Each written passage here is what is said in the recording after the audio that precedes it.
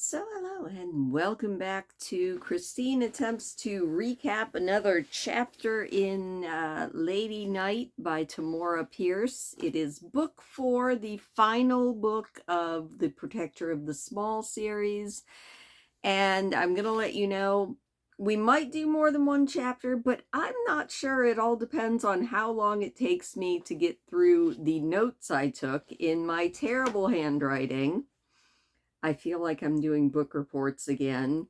And I have front and back, and I'm going to have to freewheel the last bit of it because I ran out of room and didn't want to get another sheet of paper. That's probably an issue for me, and we will just have to wait and see how it goes. If you remember in my last recap, Kel repelled the mechanicals. She taught a bunch of children, they're pretty young, how to use a spear. They also want to learn how to do other fighting. They are very, very tenacious kids. And Kel is discovering in herself a real talent for teaching. I think that is something that, especially compared with Alana, who is Kel's hero, I think that is one of the areas that Kel is actually Alana's superior, because Alana's biggest issue has always been her temper. She's a fantastic warrior. She is very skilled. She's a great mage, but she's also short-tempered. I think we saw that especially in my brain just completely stuttered. The books about her daughter, Allie, uh, Trickster's Queen and Trickster's Choice. That was one of the things that Allie had to kind of reconcile with, the fact that her mom has a very short fuse and a very sharp tongue, and that caused a lot of friction. Kel, on the other hand, I think she's the essence of phlegmatic, which is one of those words that I always like saying because it just sounds silly, but it just means very even keeled, really hard to rile up. I would say that from the phlegmatic people I know, they are the best people for holding a grudge, but you're never going to know that they have a grudge against you, and they usually plan very well how to take you down. I don't know if that really counts as phlegmatic. That might just count as vindictive. But Kel has discovered in herself she's a good teacher. She's also a phenomenal organizer, and she's made it through getting her second round of refugees at Haven, two of which are brand new citizens, newborns, one of which was named Haven, and another resident of Haven that is not nearly as nice, and he was one of the headmen of the village that thinks that a lady knight is, the politest way to put it is, no better than she should be. And Kel not only put him on latrine duty, he actually spent some time in the stocks, and he actually wrote a letter to Lord Wilden that Kel will be giving to Lord Wilden when she goes in this chapter to report to him. So we're going to pick up, and I am going to attempt to recap without looking at my notes the entire time, but if I'm looking down, that's what I'm looking at. Sorry about that. The other thing I have to apologize for, and I'm trying to get better at it, is I'm terrible at eye contact, especially eye contact with myself. It's really weird. I need to put like a smiley face on top of the tripod or something. Just give me something else to look at other than me, because I don't like looking at myself. But we're going to be jumping in and recapping Chapter 9 of Lady Night by Tamora Pierce, and Chapter 9 is titled Mastiff. Now, Chapter 9 starts with Kel, Neil, Duke Baird, Numier, and a contingent of soldiers heading off to Fort Mastiff to report in to Lord Wildon. One thing I did want to note, which I love about this, is I think Mastiff is a callback to my favorite Tamora Pierce trilogy, and that's the Becca Cooper trilogy, because the final book of the Becca Cooper trilogy is titled Mastiff. It is what Becca ends up being called at the end of the book after she ends slavery in Tortle. I love that series. That is so far my absolute favorite set of books that Tamora Pierce has ever written, which kind of leaves me in the minority because it seems like most people didn't like that book or that series. I loved it. It's my favorite. Becca is my favorite character that Tamora Pierce wrote, and titling the chapter Mastiff and calling it Fort Mastiff made me smile. But back to the recap. Becca, see, I've got Becca on my mind now. Cal and her group arrive at Fort Mastiff. Cal looks around and honestly, she's feeling a little bit jealous. Fort Mastiff is staffed, it is fortified, everything is like ship shape and Bristol fashion. There are 3 full companies of soldiers, and there are no like toddlers getting under horses' feet or anything. And Kel feels a little bit jealous of that, but it's no less than anything she would expect from someplace that Lord Wildon runs.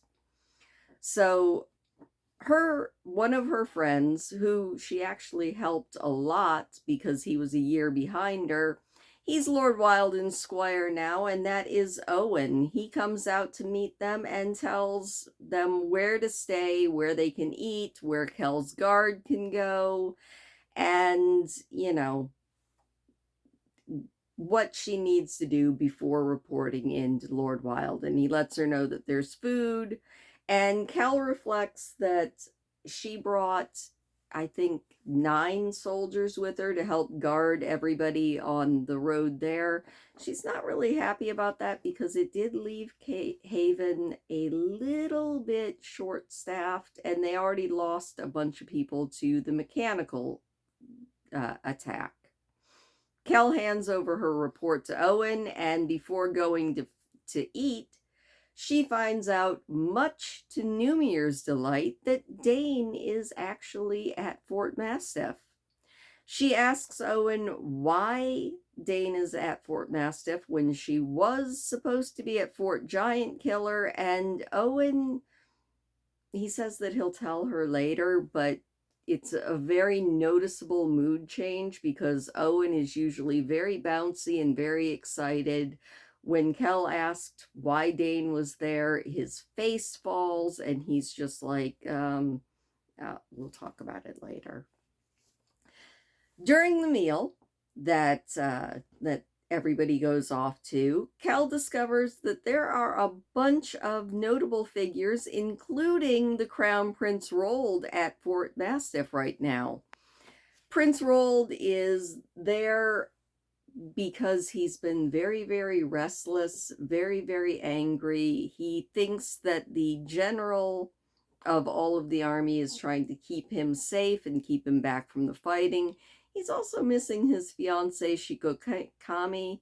They decided to put off their wedding until they can finish off the Skarnan threat, and who knows how long that'll be. Kel is only listening with half an ear to everybody talking because she is a little bit distracted because she's kind of worried about Haven, especially now that both Numier and Duke Baird are going to be staying with the main army. That leaves her with 2 less very powerful mages, and she's very worried about that. Owen joins them at lunch, and he finally lets them in on why Dane is there instead of at Fort Giant Killer, and it turns out that Fort Giant Killer has fallen. Fort Giant Killer fell the very same day that Haven was attacked. They were attacked not only by two mechanicals like Haven was, but the people who attacked Fort Giant Killer had a battering ram, and they took them by surprise. It's not good news, because that's yet another thing that are going to have to be rebuilt. The Army's main general, General Vangant, tried to order that everyone rebuild a new fort at Fort Giant Killer, but Kell thinks about how soldiers tend to be very superstitious. They're going to have to find someplace new to build the new fort, and Kell kind of understands that. She does briefly daydream also during this lunch about what she wants to do. And what she really wants to do would require her to ditch her responsibility of Haven, and she thinks about if it would be worth it for her to risk dishonor to just go and hunt the Nothing Man. She does decide that she can't really ditch Haven. All of those people need her. But after lunch and after her daydreams of hunting down the Nothing Man, Neil goes off to the quartermaster to earn his keep, as he puts it, and resupply. And Kell goes to report to Lord Wilden, who lets her know that in spite of the fact that she's requested more soldiers, he can only spare about 25 men out to go to Haven, since his troops are fighting every day now, and now they have to rebuild Fort Giant Killer. Kell asks him how the war is going on in general, and Lord Wilden fills her in that in spite of the fact that King Magar doesn't have any, like, soldiers, he hasn't figured out how to make them soldiers, he does have a lot of people, and it's a very close thing. The only thing that they are very thankful for is because these soldiers of King Magar do not have good army training. Usually, if you kill their commanders, they kind of scatter instead of drawing together and fighting back. And that's about the only thing that is keeping our Tortolans even on anything near an even footing, because of the killing machines that are everywhere. Speaking of the killing machines, they soon turn to talking about the Nothing Man, Blaise, and Kell asks Lord Wilden, how about we evacuate these refugees that I'm taking care of, because they're not safe, and Blaise is using the captives to fuel his machines, and the adult captives end up just being slaves. Lord Wilden lets her know that he thinks that's a great idea. Even the king thinks that's a great idea. It's coming up with the money and getting it through bureaucracy, and he doesn't see it happening, especially not for a year or two, because the king is trying as hard as he can, but it's probably not going to happen soon, and Kell's just going to have to do the best she can. After that, their talk turns to the report that she gave him and the packet of complaint letters against Kell from her civilian.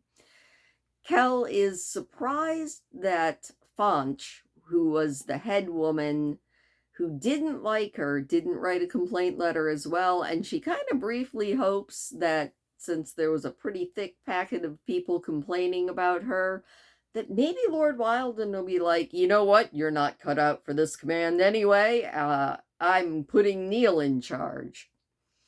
She kind of has a little bit of hope about that, because then she could go and hunt Blaise the Nowhere Man, but actually, no, Lord Wilden instead commends her for her command.